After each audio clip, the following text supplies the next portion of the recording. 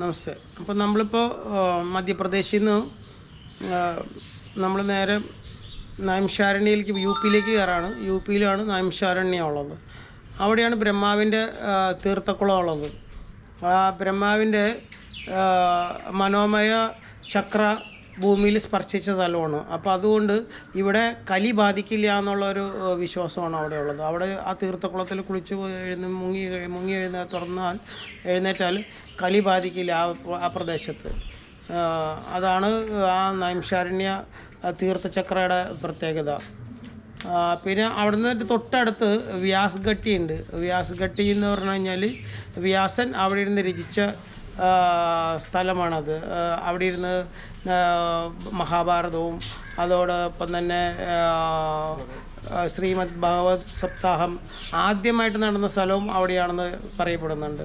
അപ്പോൾ അവിടെ ഒരു 5099 വർഷം പഴക്കമുള്ള ഇപ്പോഴും ബനിയൻ ട്രീ അവിടെയുണ്ട്. അതിൻ്റെ അടിയിലിരുന്നാണ് ഇദ്ദേഹം ഇതെല്ലാം പറഞ്ഞു കൊടുക്കുകയും എല്ലാം ശിഷ്യന്മാർക്ക് പറഞ്ഞു കൊടുക്കുകയൊക്കെ ചെയ്തുകൊണ്ടിരുന്നത്. വ്യാസ ഋഷി ഇവിടെ ഇരുന്നിട്ടാണ് വേദങ്ങളൊക്കെ രചിച്ചത്. നൈമിഷാരണ്യ വ്യാസ ഋഷി ആശ്രമം ഇത് 5000 ചില്ലാൻ വർഷം പഴക്കമുള്ള ആലാണത്. ഇതിൻ്റെ അടിയിലിരുന്നാണ് രചിച്ചത്. നേരെ മുമ്പിൽ കാണുന്നതാണ് 58,000 ഋഷിമാരിരുന്ന് യാഗം നടത്തിയ കുണ്ടമാണ് കാണുന്നത്. നേരെ മുമ്പിലുള്ള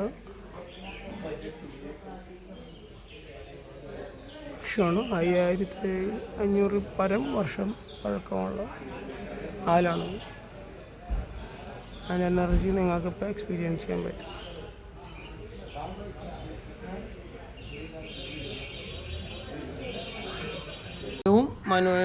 മനുവിൻ്റെ ഭാര്യയായ ശതരൂപയും ബാക്ക് സൈഡിലുണ്ട്. ഫ്രണ്ട് സൈഡിൽ ശ്രീരാമനും സീതയും കൂടി നിൽക്കുന്ന സ്റ്റാച്യു ഉണ്ട്. അവിടെ ശരിക്കും അർദ്ധനാരീശ്വരൻ്റെ ആ ഒരു പ്രസൻസാണ് അവിടെ കിട്ടുന്നത്. ഹാഫ് രാമനും ഹാഫ് സീതയുമായിട്ട്. നരസിംഹത്തിൻ്റെ ബാക്ക് സൈഡിൽ നല്ല ചാർജാണ്. അതോടൊപ്പം മനുവും ശതരൂപയും 2 സൈഡിലായിട്ടുണ്ട്. അവിടുന്ന് പിന്നെ തിരിച്ച് നമ്മൾ ഒരു ശക്തിപീഠത്തിലേക്ക് പോകുന്നുണ്ട്.